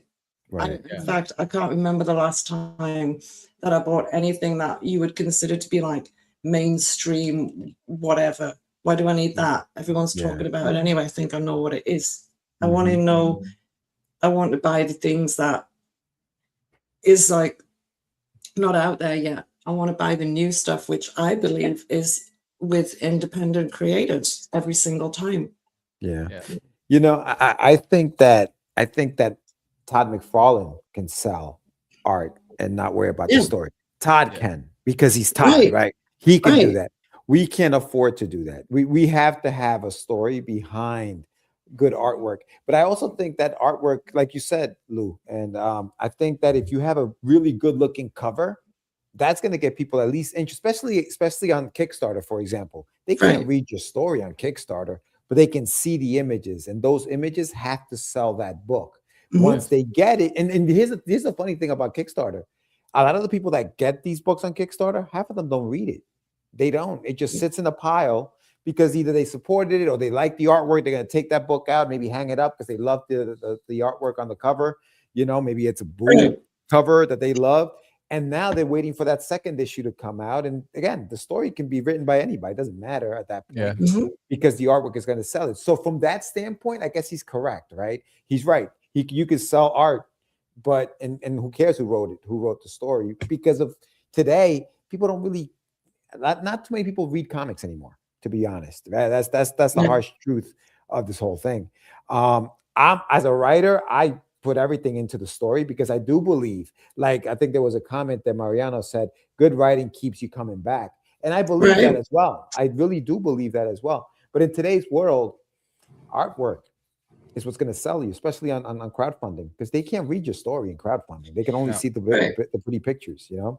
When it comes down to it, I can't create a cover for anybody if they don't tell me what their idea is. You know, somebody has to share that with me. And a lot of people maybe don't want to share the complete idea of what it Right. is. So, you know, it's nice when you get a bit of information and you have characters to do that with. But Yeah.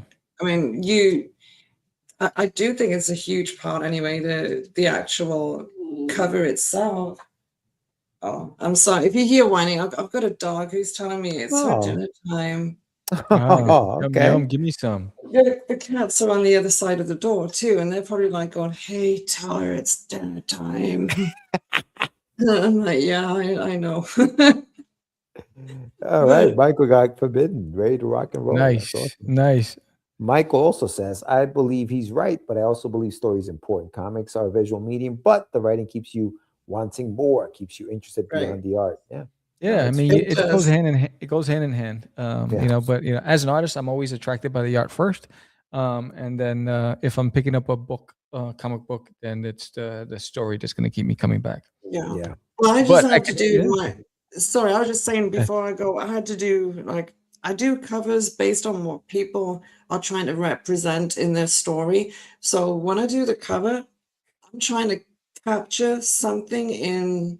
I suppose you could compare it to like doing one panel or a splash page. You've got to do that one thing that gives as much information as possible for someone to decide if Yeah. it's worth picking up Right.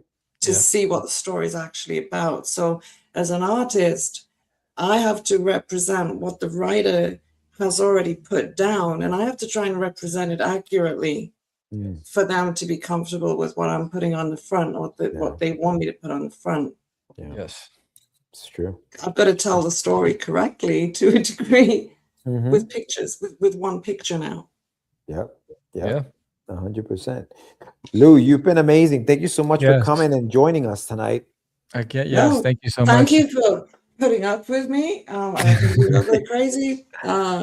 I definitely am going to be sending you the invoice on the extra moves tonight. Oh, send to my manager, that guy with the hat on. That goes to the guy. That goes to the guy up there. That's George. No, that guy right there.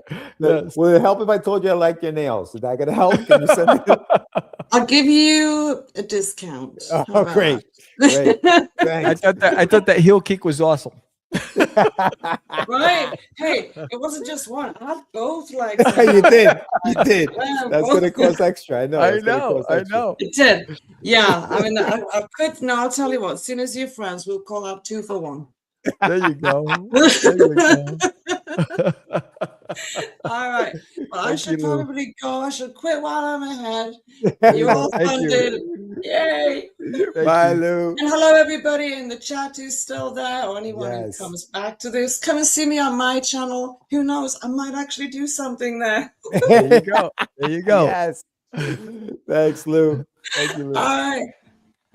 I love Lou, man. Check out Lou Pon's amazing cover. It's available on the Kickstarter right now. This is an homage to Frank Frazetta, which is fantastic work. And here's the cover by Marco DeFilo, who did a fantastic cover. It is, awesome. 2 fantastic artists. So and this is what started it all. This was the original Gorf design back in the days when I was a kid.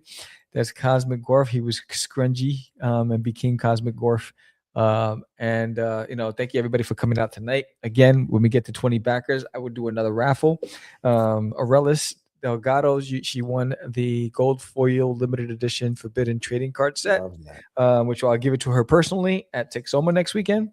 And I will be raffling off another set on this campaign. And again, thank you so much. Please spread the word, share it with a friend.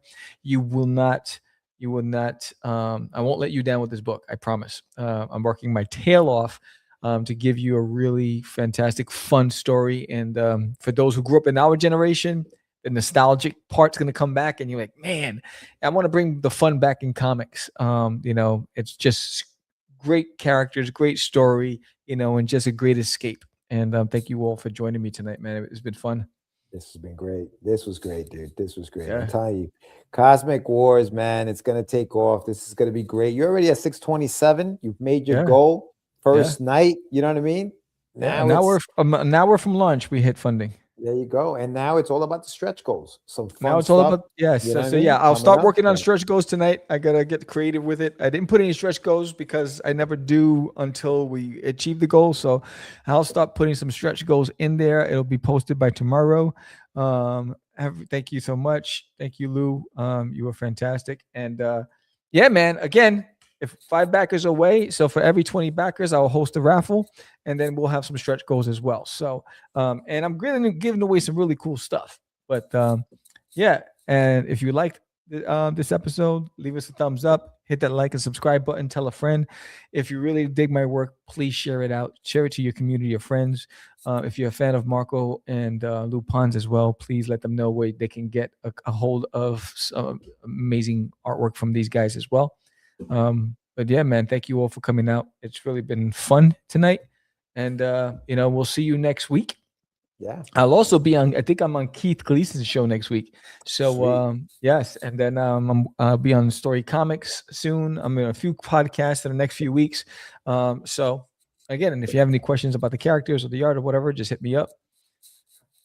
Thank you, Aurelis. Can't wait to see you guys next week. And I also have something to give you from my wife, so I'll give it to you there as well. And I've been holding on to it. I've been forgetting to mail it.